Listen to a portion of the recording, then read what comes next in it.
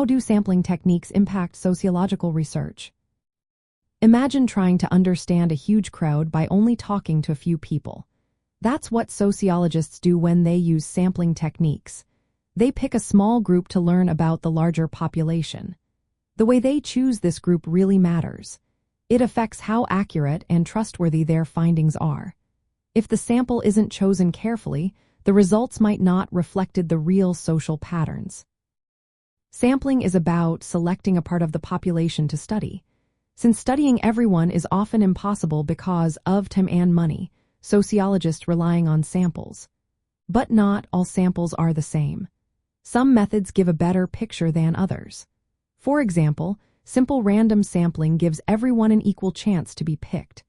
This reduces bias and makes it easier to say the results apply to the whole population.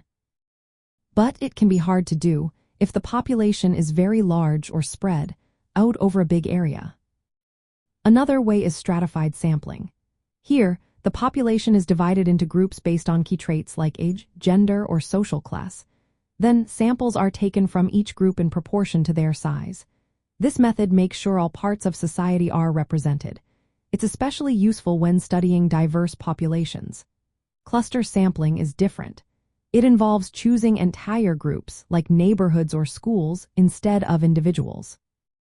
This can save time and money, but it might introduce bias if the groups are very similar internally.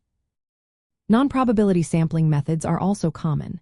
Snowball sampling is one, where current participants recruit others. This works well for hard-to-reach groups but can lead to biased results because the sample depends on who is recruited.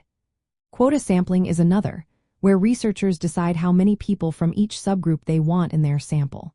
They then select participants to match those proportions, but without random selection, which can affect the accuracy of the results.